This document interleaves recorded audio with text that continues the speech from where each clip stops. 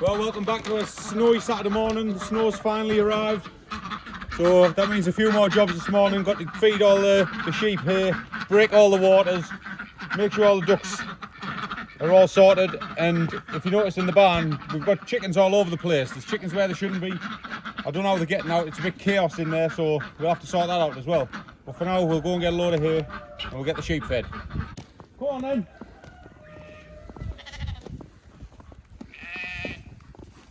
There you go.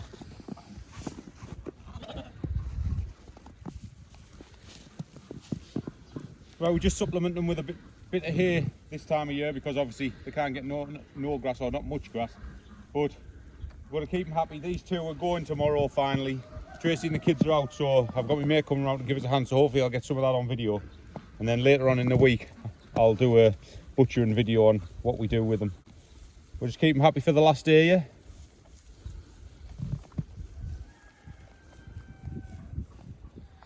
Well, another thing that we need to do today is feed our neighbour's sheep because he's run out of hay.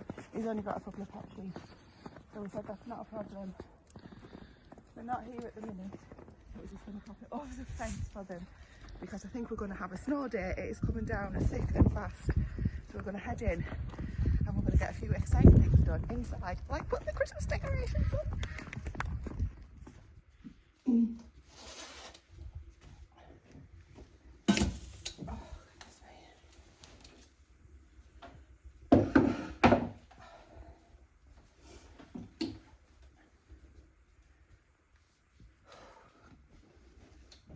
Well, that was a very short-lived snowstorm. On the same afternoon it had completely disappeared and you wouldn't have known that it had even been. So we had a snow day inside, and in a moment I'm going to show you what we got up to and also what we're continuing to get up to, because for us it's all the festive period takes the whole time in between November and December. Doing lots of family things and just enjoying a bit of indoor time, to be quite honest. But first of all I wanted to show you what Stephen's already alluded to with our chicken problem. Look, unsupervised and in the wrong place chickens. So inside the greenhouse we have got one of the rogue cockerels and a white hen. The white hen is supposed to be in the distance over there, but being a leghorn, that's the breed that she is very agile, very flighty, and can literally jump over all of the barriers that we've put in place. We've clipped her wings and it's made not a blind bit of difference, and she tends to like to hang out with this cockerel. It's a relationship that's blossoming, shall we say. Now we've got two of those cockerels. They were our feral cockerels that just were bred and just turned up one day. Literally, we didn't even know that they were hatching. And there's also a white hen of the same age that hatched at the same time. She's fantastic. She's also feral, just runs about wherever she wants, but she lays us an egg every single day, so she's paying her way. The cockerels aren't at the moment, so we have decided what we're going to do with them. We'll show you that on a different video, but we need somehow to keep the white hen in where she's supposed to stay. Another one, there's quite a few, there's 3 of those white hens that we've got the same problem with, so that's what we need to really figure out before the next season comes along, because as you can see this greenhouse gets left open because the tap is used in here to fill up all of the animals' waters and things, and obviously we're not growing anything other than the broad beans and the peas in here at the moment, so we're not too worried about trying to keep it warm. But before we get into the next growing season, we absolutely need to make sure that we've got this chicken problem secured, because clipping the wings just isn't working at the moment. But for now, let's head inside and I'm going to show you what we're doing for our homemade Christmas decorations, and also a bit of preparation for the lambs that Stephen's also mentioned.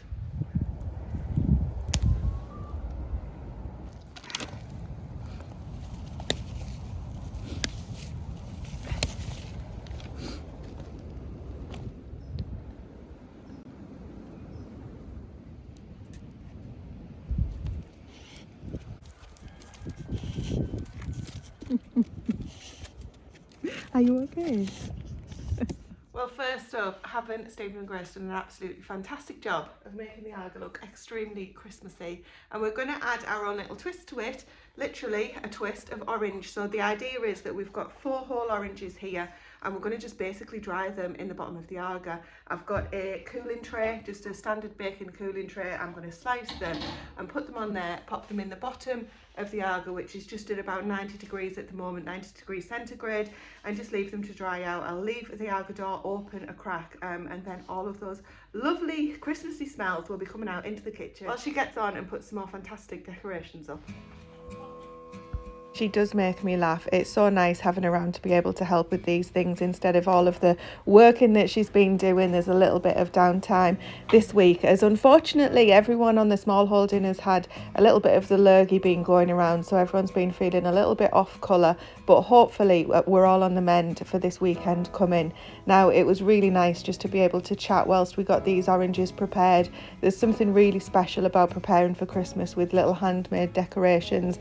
Some people do just one or two things, some people go all out and do all kinds of different things. Each year we try to do something a little bit different, and there was one year in particular that was really special when we brought in a lot of greenery and decorated that for each of the doors that we've got in the house with different baubles and different handmade items on all of the greenery. It just depends how much time we've got available and when we start doing it, and to be quite honest, that's one of the reasons that we start with the festive period a little bit earlier, because we just simply don't have as much time to spare as we might like nearer the big day and for the couple of weeks off that between us we hopefully will get during the Christmas period. So there's no right or wrong way to do these. I'm just cutting them a couple of millimetres thick. They'll always dry whatever the thickness, but obviously they'll just take longer the thicker they are. So I'm doing these in the bottom of the Aga, as I said, but you could do them in the bottom of an oven, but I'm aware that that's then using electricity that you might not want to be using. So why not use something that's already giving off heat if maybe you've got your radiators on or something like that. But for us, obviously the Aga's already on, so we're already paying for it, and it's making good use of that resource that's already there. And also, if we left them out here, you can guarantee that the dogs would have too much fun taking them and hiding them and doing goodness knows what else with them. So just making these little handmade decorations is just another little touch to Christmas, making it feel a little bit more special and just reminding us to slow down where we can and enjoy the season. It's also creating memories for us to look back on. The kids have got fond memories of when we moved into this Smallholding, of making the first lot of Christmas decorations that we handmade. So I think that in itself is worth more than anything that money can buy.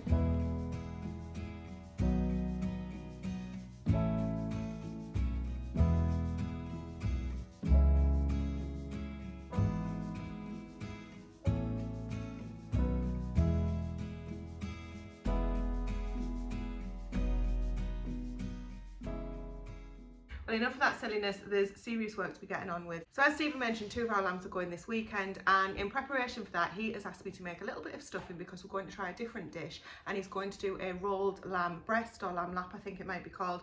So in order to do that, I've just come up with my own little stuffing recipe. I mean, it's pretty standard stuff, isn't it? I've got my breadcrumbs, I've just been and got some apple mint out of the garden. This is going to be the last of it, I think, because we've had quite a few frosts now.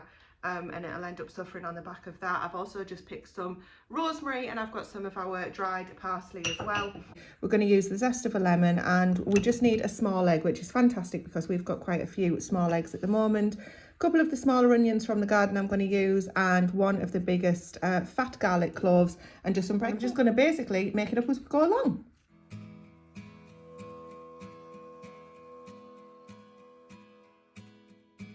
So on with the stuffing idea that I've had. As I said, this is going to go into the lamb breast, the lamb lap I think it's called, and we're just going to roll it and get that in the slow cooker overnight. You'll see that on the next video that comes out, which is going to be Stephen's butchering the lamb video. But I'm just preparing this by chopping up those 2 small onions and cooking them down in some of our home rendered lard, and I've added in one of that garlic clove that you saw there. I'm not caramelizing or anything like that, I'm just cooking them off enough so that they can be, when they're cooled, added to the rest of the ingredients which I'm preparing.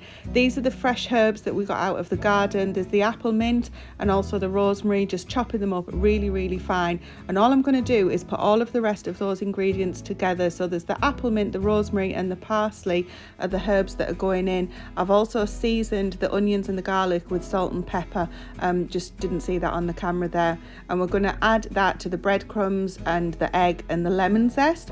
Literally add all that together. When the onions have cooled off, bind them in as well, and then pop them in the fridge so that it can just cool off completely and set quite a bit, so that it's going to be a little bit easier to manipulate once we're ready to stuff that lamb.